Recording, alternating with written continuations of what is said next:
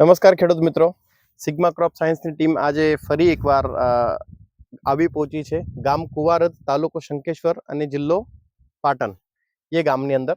અને ગામની અંદર આજે આપણે આવા વ્યક્તિને મુલાકાત કરવા જઈ રહ્યા છે જેમનું નામ છે મહાદેવસિંહ જાદવ.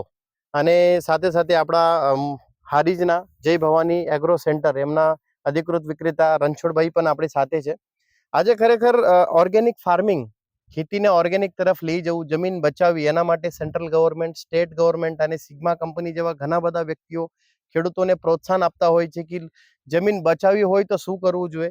પણ એ બધી પ્રશ્નો જ્યારે ખેડૂતો સામે રજૂ કરીએ તો લોકોની અંદર બીક હોય કે ઓર્ગેનિકથી ખેતી ના થાય, કદાચ ખાતર વગર અમારી જમીન ના પાકે, આવા બધા પ્રશ્નો લોકોના મનમાં હોય. અને કદાચ ઓર્ગેનિક કરવા જઈએ તો ખેડૂત પાછળ પડે, ઉત્પાદન નહીં આવે, ખેડૂતને ખેતી છોડવી પડે, આવા બધા જે પ્રશ્નો છે. આનો એક એક્ઝામ્પલ આપણી સામે આજે છે. મહાદેવજી આપણી સાથે છે.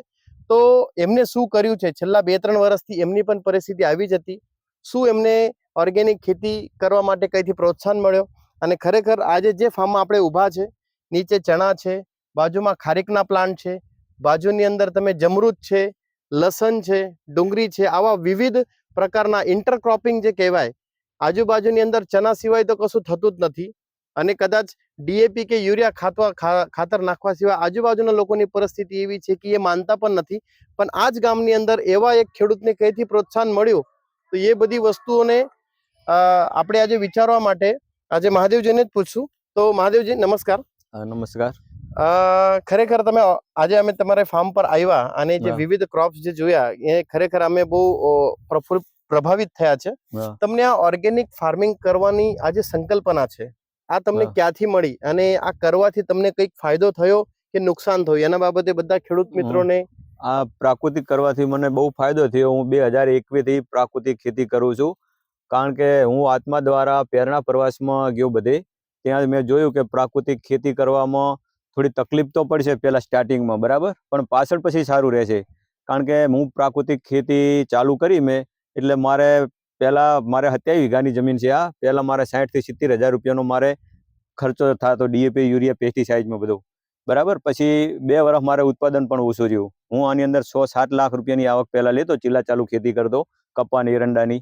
પછી એમાં મારે આવક 6-7 લાખ રૂપિયાની આવક થતી, બરાબર. પણ પછી મેં કીધું હવે પ્રાકૃતિક તરફ આપણે વરવું છે. પછી પ્રાકૃતિક તરફ આપણે વર્યા એટલે 2 વર્ષ મારે ઉત્પાદન 1.5 થી 2 લાખ રૂપિયાનું ઉત્પાદન થતું, બરાબર. એટલે પછી બધા ઘરના મને કહે કે આપણે તો ઉત્પાદન તો કંઈ આવતું નહીં, પ્રાકૃતિક ખેતી કરો તમે.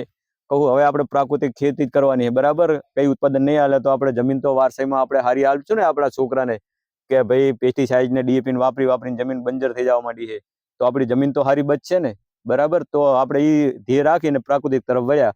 અને પછી આપણું શરીર સારું રહે, બરાબર.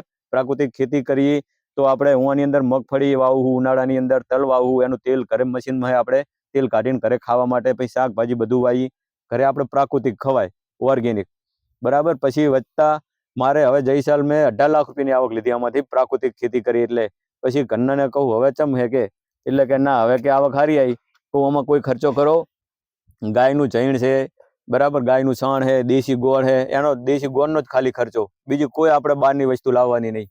સાહેબ, તમે જે 18 લાખનું ઉત્પાદન લીધું, આટલા જ વિસ્તારમાંથી જન્મથી 2 વર્ષ પહેલા 1.5 લાખ આવતા? 1.5 લાખ આવતા, એ આટલા મહિના જ. ઓકે, સરસ. અને જ્યારે પ્રાકૃતિક ખેતી કી ડીએપી, યુરિયા ઓછો કર્યો, સુપીક સોઇલ જેવી વસ્તુ આપણાથી વાપરતા થયા, ત્યાર પછી કદાચ આજુબાજુ વાળા લોકો તમને શું કહેતા હતા કે જ્યારે આવક ઓછી આવતી ત્યારે માનસિક રૂપે લોકો અને ઘરના બધા મને કહેતા કે તું આ ખોટું કરે છે, પ્રાકૃતિક ના થાય, આપણે વ્યસન થઈ ગયું છે, કે દારૂડિયાને ચમ વ્યસન થઈ જાય દારૂનું, એવું આપણી જમીનને ડીએપી યુરિયાનું બંધન થઈ ગયું છે, એટલે ડીએપી યુરિયા આપણે હાલવું જ જોઈએ, બરાબર. કહું હું પ્રેરણા પ્રવાસમાં જઉં બધે, અને આપણા રાષ્ટ્રપાલ છે એ ઢોલ વગાડીને કહે બિચારા કે હવે તમે પ્રાકૃતિક તરફ વળો, તમારી જમીન બંજર થવા માંડી છે, બરાબર. તમે પ્રાકૃતિક તરફ વળો તો ન કે આવનારા 10 વર્ષ તમારી ગામની અંદર ઘરે ઘરે એક કેન્સરનો કેસ હશે. તમને આજે વેચાણ કરવામાં કોઈ તકલીફ થાય ખરી? પ્રાકૃતિક ના, વેચાણ કરવામાં મને કોઈ તકલીફ નહીં. હું મારો મૂલ્યવર્ધન કરીને મારો માલ જાતે જ વેચું, મારો સ્ટોલ નાખી દઉં, હું ગાડી લઈને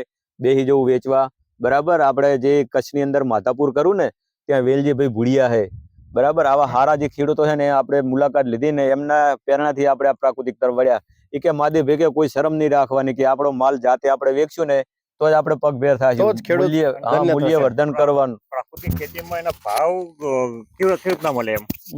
પ્રાકૃતિકમાં આપણે એનો ભાવ હે ને આપણે જાતે મૂલ્ય વર્ધન કરીને વેચશું અને જે પ્રાકૃતિક ખાવા વાળા હે લોકો એની આપણે પહોંચાડશું તો એ લોકોને ખબર પડશે કે આ પ્રાકૃતિક ખેતી કરે માદી ભાઈને એમનો માલ આપણે લઈ પ્રાકૃતિક. તો આપણે માર્કેટની અંદર જે અમારા ચણ્યા હે ને એ ચણ્યા માર્કેટની અંદર જે વેચાતા હોય એથી આપણને દોઢ ભાવ મળે છે કે ડબલ ભાવ મળે છે. તો કે આ મારા જામફળ છે અત્યારે ઘરે જામફળ મારે થઈ જ રહે, ઘરે રોજ 5 કેરેટ લઈને જાઉં ને તોય ઘરે આજુબાજુના ગામમાંથી બધા લેવા આવે જામફળ કે ભાઈ માદી ભાઈના જામફળ એક વખત ખાય ને બીજી વખત લેવા આવે જ પછી કે ખારીક એક વખત લઈ જાય બીજી વખત પછી આપણે વાહે થોડું ઓછું ઉત્પાદન રહે ને વાહે પછી ઓછું ઉત્પાદન આવે ત્યારે લોકો ઠેઠ ફોન કરીને ફાર્મ ઉપર લેવા આવે કે માદી ભાઈ અમારે જામફળ લઈ જાવ, ખારીક લઈ જાવ. કહું હવે પૂરું થવા એ સીઝન તો કે છેવટે 2 કિલો કરી આપું.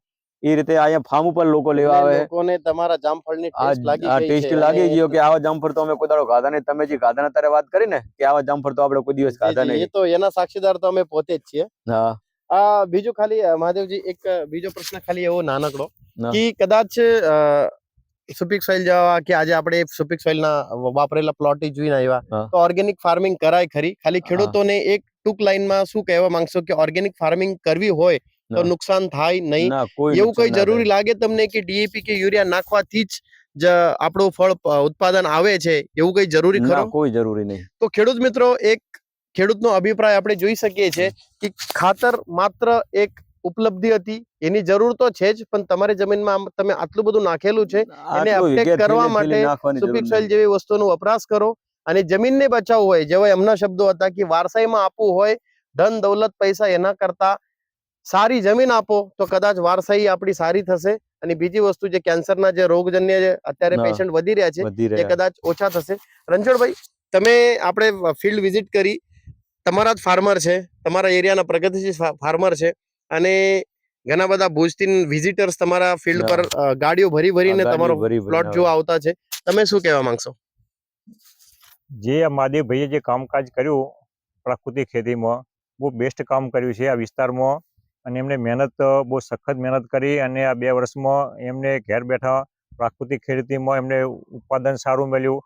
ઘેર બેઠા એમને લોકો લઈ જાય છે અને ઉત્પાદન સારું મળ્યું અને એમનું આપણે જોઈએ છીએ કે ખારેક છે, જમરૂક છે, જે જામફળ છે, લોકોને બેસ્ટ લાગ્યા અને લોકો ઘેરથી લઈ જાય છે કે બહુ બહાર વેચવા જવાનું કંઈ જરૂર પડતી નથી અને એનું પ્રોફિટે અત્યારે પ્રાકૃતિક ખેતીમાં સરકારે જે આપ્યું છે બેસ્ટ અને એને પ્રોત્સાહન એના માટે કામકાજ સારું છે. લસણ ડુંગળી બધા લઈ જાય મારા બરાબર. એ 12 મહિના ચાલે ને એટલો સ્ટોક લોકો લઈ જ લે લસણ ડુંગળી. 12 મહિના મારું જ લસણ ને ડુંગળી વાપરે. આજુબાજુના બધા ગામ ચાણસમાં સુધીથી અહીં લેવા આવે. ના, સરસ મહાદેવજી, હા. ખરેખર તમને આજે મળીને 12 અમને મહિના સુધી લસણ મારું બગડતું નહીં. અમને પોતે આજે એવું થયું કે તમારો ઇન્ટરવ્યુ લેવા જેવું છે અને ખરેખર આવી આજ એક તમારો જે વિડીયો આજની મુલાકાત જે છે ઘણા વિડીયો લોકો માટે એક પ્રોત્સાહન રૂપ લોકો લેશે અને ડેફિનેટલી બધા ખેડૂત મિત્રોનો એમના માધ્યમથી આજે રિક્વેસ્ટ કરું છું, ખરેખર ઓર્ગેનિક પ્રાકૃતિક એના ઉપર તમે આગળ વધો. ડેફિનેટલી સુપિક સોઇલ જેવા વસ્તુઓ પર સિગ્મા ક્રોપ સાયન્સ જે તમને ઘડી વારંવાર જે કહેવા માંગે છે કે અળસિયા વધારો, જમીનને સુધારો, એ વસ્તુઓ પર તમારે આજે નહીં તો કાલે આવું જ પડશે. તો કાલ કરતા એની શરૂઆત આજે કરશો, મોડું થશે એના કરતા એની શરૂઆત આજથી કરો અને જમીન સુધારો. એના બદલ ખૂબ ખૂબ ધન્યવાદ. Thank you. મારો મોબાઈલ નંબર છે 97 272 82 137.